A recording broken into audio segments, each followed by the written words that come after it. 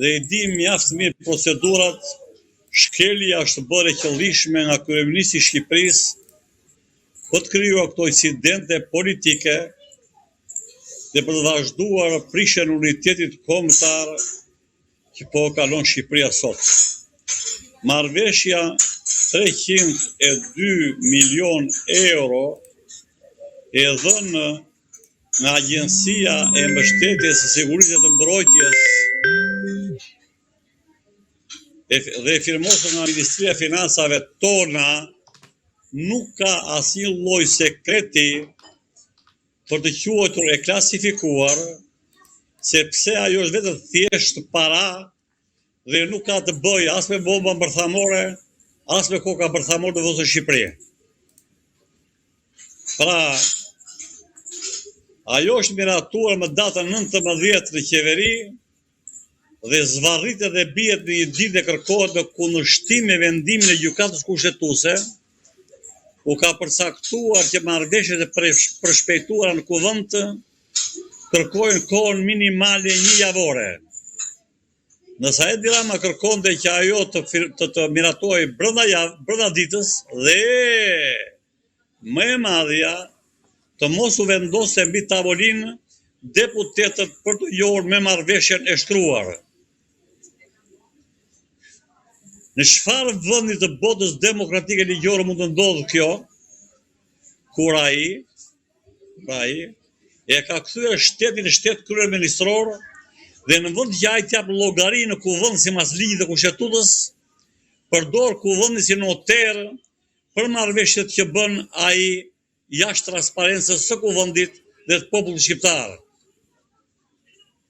Kjo solli ndërhyrje në pamje të jashtme jo shumë të arsyeshme diplomatike të shehajt, por sheha bëri një veprim i detyruar që të merrte marrëveshje dhe të shikonte çfarë firme do hidhte.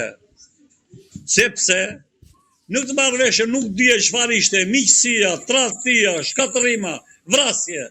Si mund të hedh firmën një deputet pa njohur imtësisht marrëveshjen ku do hedhi firmën deputeti? Në cilin vend të botës mund të ndodhi veprim i tillë? Pra, ishte skenar për të krijuar këtë konflikt dhe me vrap morën masën ta prashtojnë 2 muaj dhe ta çojnë në ndjekje penale në SPAK, që SPAK-u s'ka që i bërë fare shehajt, po t'i bëjë Ramës për këto skenare që po shkatërrojnë Shqipërinë. Në këtë rast, a mund të ndiqet ligjërisht rasti Agron Shehajt, duke qenë se mori dokumentin nga sekretaria dhe pra nuk ndoqi procedurën administrative? Është një veprim i shëmtuar që nuk ndodh në asnjë vend demokratik ose ligjor, që të mos u vendoset marrëveshja e shkruar me tavolinë deputetëve, ta studiojnë atë, pastaj të rikthehen në tavolinë të fillojnë diskutimet, të lihet një kohë mendimi dhe sipas vendimit të gjykatës kushtetuese për 1 javë të miratohej. Pra, janë shkelë me 2 këmbë procedurat me dhunën e Edi Ramës që quan të sjellje jo të përshtatshme të shehajt.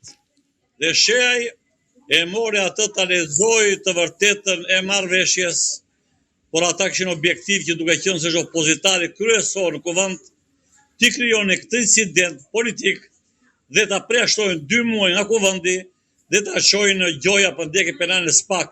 SPAK-u të kryej detyrën ka shi akuzave dhe dosjeve që janë dorëzuar për ndjekjen penale të Edi Ramës për kolonizimin e Shqipërisë, gjoja me investime të Shqipëri, dhe ta lënë shehajn të vazhdojë luftën në kuvend ka shi kësaja pozite e cila po i sjell pasojë vendit.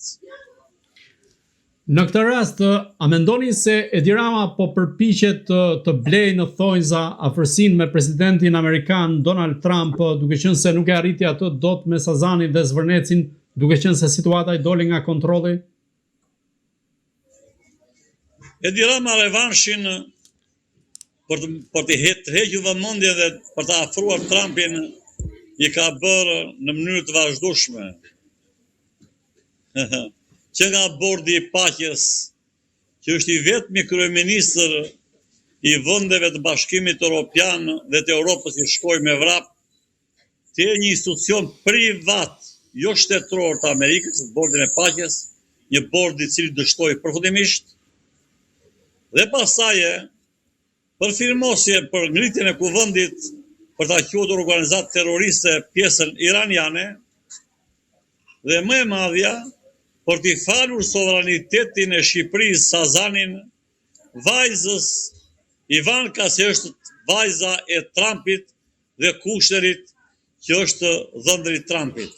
Pra, është strategjia e tij e papërmbajtur për të tërhequr vëmendjen Trumpit dhe duke qenë se Edi Rama nuk kishte plotësuar në vitin 2025 detyrimin e 2% të NATO-s, po ishte rreth 1.65, me vrap kërkoi borxhin në Amerikë. Ky borxh që bëhet sot 3.2 milion dhe nuk I tregon kuvendit dhe popullit shqiptar sa do jetë përqindja që do paguaj çdo vit populli shqiptar për 302 milion eurot. Marrëveshja është 2 vjeçare. Pra nga 3.2 milion, sa milion do shkoj të paguaj populli shqiptar? Ktu është hilja dhe pisfllokutia. Pse nuk bëhet publike një gjë e tillë? Prandaj ai dhunon shehun që kërkon të bëhet transparente. Sepse ne nuk kemi gjykat kushtetuese dhe SPAK.